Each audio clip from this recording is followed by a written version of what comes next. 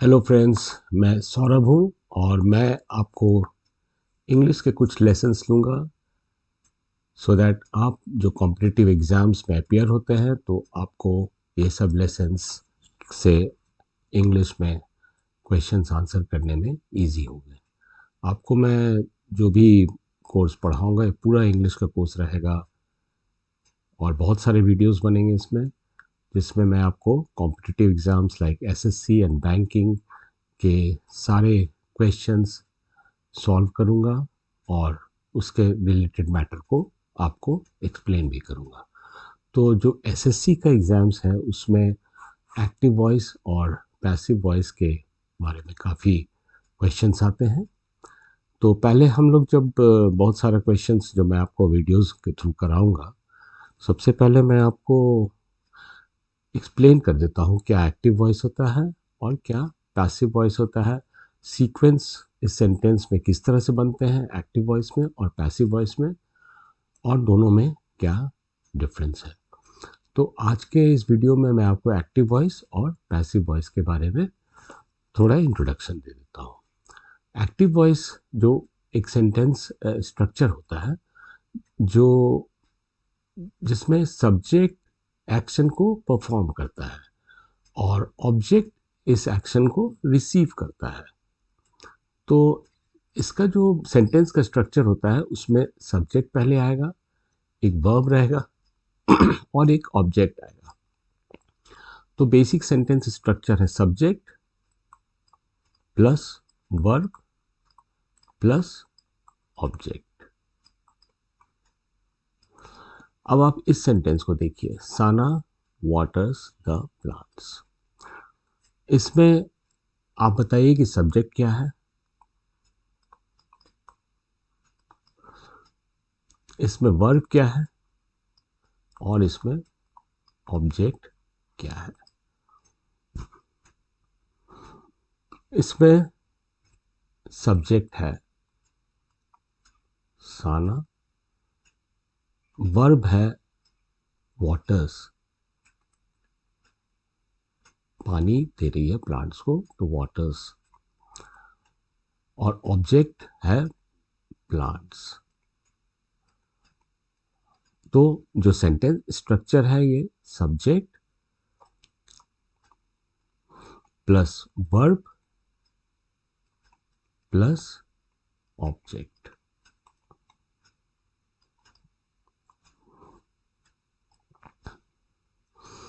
यहां है Sana is a subject doer of the action, waters is a verb which is the action being performed by the subject, the plants this is the object which is the receiver of the action.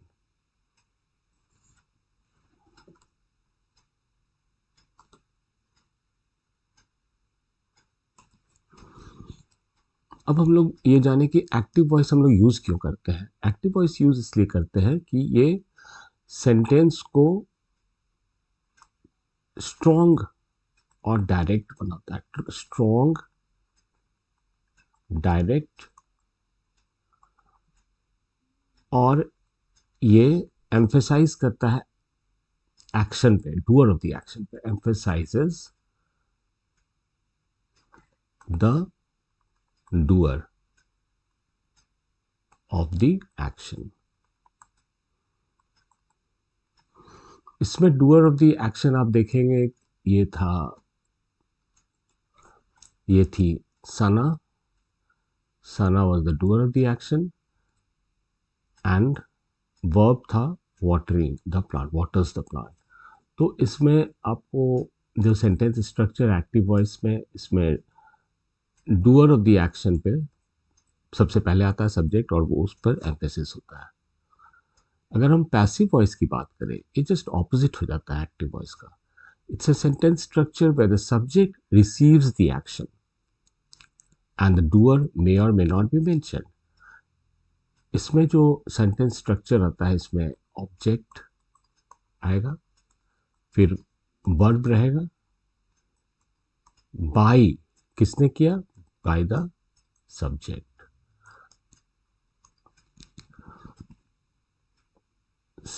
Subject is receiving the action. Now पहले sentence में जो हम लोगों ने देखा था कि साना waters the plant, ये तो एक्टिव वॉइस थी। अब इसमें जो पैसिव सेंटेंस रहेगा, ये रहेगा ऑब्जेक्ट आ जाएगा पहले, द प्लांट्स आर वाटर्ड, ये वर्ब बी का फॉर्म है और ये वाटर्ड पास्ट पार्टिसिपल बाय साना। इसमें जो देखिए, इसमें जो बोल रहा है द प्लांट्स, सब्जेक्ट बन जाएगा, the receiver of the action है, रिसीवर वाटर किया जा रहा है, ये प्लांट्स है वो वाटर किया जा रहा है, और by Sana, Sana is the optional agent doer जो लास्ट में उसका सेंटेंस में आएगा। तो पैसिव और एक्टिव का यही डिफरेंस है। पैसिव वॉइस हम लोग कब यूज करते हैं, जब डूअर इज अननोन और अनइम्पॉर्टेंट। डूअर इज अनइम्पॉर्टेंट कि कितने बार जब हम सेंटेंस लिखते हैं तो हमारे सेंटेंस में डूअर का मेंशन नहीं रहता है। And the focus is on action, focus is on the action और the result.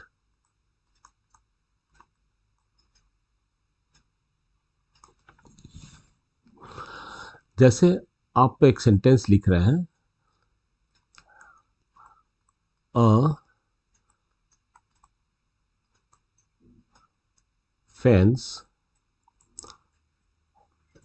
Sorry,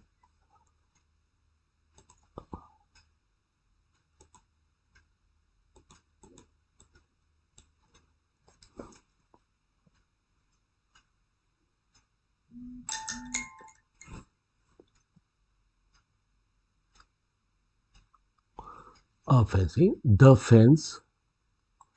the fence was broken। ये ये एक्टिव है या पैसिव है? ये एक पैसिव सेंटेंस है।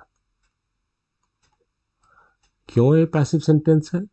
बिकॉज यहाँ पर जो है द फेंस, ये जो सब्जेक्ट है इस पे एक्शन हुआ है, fence has received the action, क्या एक्शन हुआ है? वो ब्रोकन।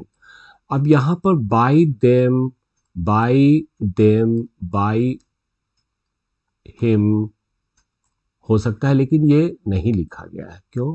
कि ये सेंटेंस के लिए इंपॉर्टेंट नहीं है, दिस इज अनइम्पॉर्टेंट। तो इसलिए पैसिव वॉइस में जो डूअर है वो कई बार मेंशन नहीं रहता है।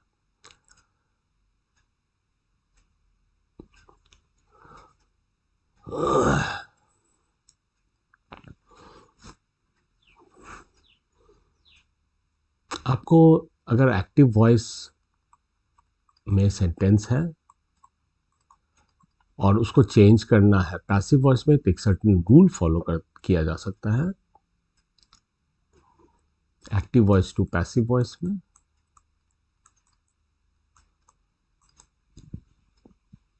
इसमें है कि आप पहले, सबसे पहले सब्जेक्ट, वर्ब और ऑब्जेक्ट को आइडेंटिफाई कीजिए। इसमें जैसे राम ईट्स एन एप्पल, ठीक है? ये एक्टिव है या पैसिव है? ऑब्वियसली ये एक्टिव है, बिकॉज सब्जेक्ट ने यहाँ पर है, इससे ये परफॉर्म कर रहा है एक्शन, और एप्पल इज द ऑब्जेक्ट। अब आपको इसको चेंज करना है तो आप ये रूल फॉलो कीजिए। सबसे पहले आप ऑब्जेक्ट को सब्जेक्ट के पोजीशन में ले जाइए, ये ऑब्जेक्ट है, ये ऑब्जेक्ट है, ये बिकम्स सब्जेक्ट के पोजीशन में आ गया, एन एप्पल, ठीक है?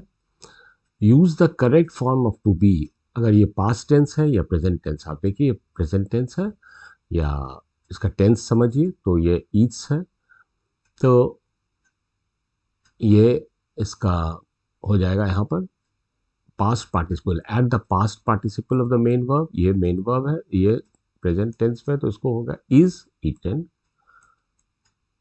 अगर ये एट रहता तो वॉज ईटन हो जाएगा। और ये ऐड बाई, अब आप बाई प्लस सब्जेक्ट लिखिए। ये सब्जेक्ट राम था यहाँ पर, अब बाई लिखिए राम।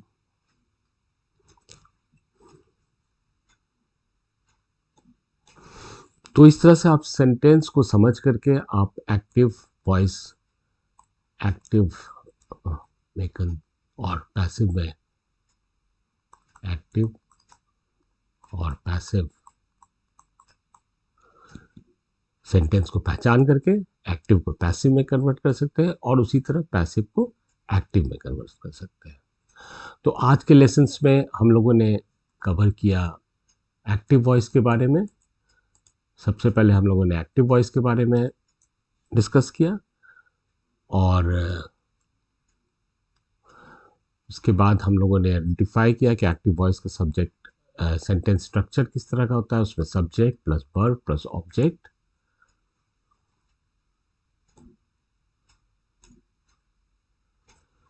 और जो एक्टिव वॉइस का जो सेंटेंस है वो स्ट्रॉन्ग रहता है, डायरेक्ट एंड डूअर को एम्फेसाइज करता है, एक्शन को नहीं, डूअर को ज़्यादा एम्फेसाइज करेगा।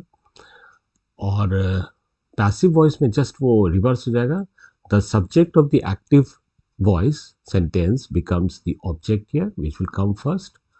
उसके बाद ये वर्ब आएगा और बाय द सब्जेक्ट। तो जब हम लोग एक्टिव वॉइस में बोलते हैं सना वाटर्स द प्लांट, तो पैसिव में कन्वर्ट करेंगे तो प्लांट्स आर द प्लांट्स। ये जो द प्लांट्स है, यहाँ पे ऑब्जेक्ट है, यहाँ सब्जेक्ट बन जाएगा। The plants are watered by Sana. और इसमें कई बार बाई नहीं भी रहता है क्योंकि अनइम्पॉर्टेंट रहता है, फोकस है एक्शन पे, बट यहाँ पर जरूर रखेंगे जब नाम मेंशन है। तो जैसे एक सेंटेंस है द फेंस वॉज ब्रोकन, ये एक पैसिव सेंटेंस है। इसमें देखिएगा बाई वाला स्ट्रक्चर, बाई सब्जेक्ट ये मेंशन नहीं है, तो बिकॉज यहाँ पर एक्शन इंपॉर्टेंट है, वॉज ब्रोकन, तो ये पैसिव वॉइस का सेंटेंस है टिपिकल। तो आप सबसे पहले एक सेंटेंस में आइडेंटिफाई करें कि सब्जेक्ट कहाँ पे है, वर्ब कहाँ पे है, ऑब्जेक्ट कहाँ पे है। Ram eats an apple, that means an active voice. An apple is eaten by Ram because this subject becomes an object here. Is eaten past participle के फॉर्म रहेगा, प्रेजेंट पार्टिसिपल के फॉर्म में है ये, और by Ram. Thank you guys. तो आज के लेसन्स में एक्टिव और पैसिव वॉइस का डिस्कशन हुआ। कल मैं एक और वीडियो लेकर आऊँगा जिसमें इसी को एक्टिव वॉइस और पैसिव वॉइस कैसे चेंज होता है बहुत सारे एग्जांपल्स के साथ आऊँगा। तो आगे वाले वीडियो ज़रूर देखिएगा। और अगर आपको कुछ भी मन में डाउट है तो प्लीज़ कमेंट के थ्रू बताएं और इस वीडियो को ज़रूर लाइक करें और चैनल को सब्सक्राइब करें। मैं सारे इंग्लिश का पूरा सारे टॉपिक्स को कवर करूँगा जो आपके कॉम्पिटिटिव एग्ज़ाम्स में हेल्प करेंगे।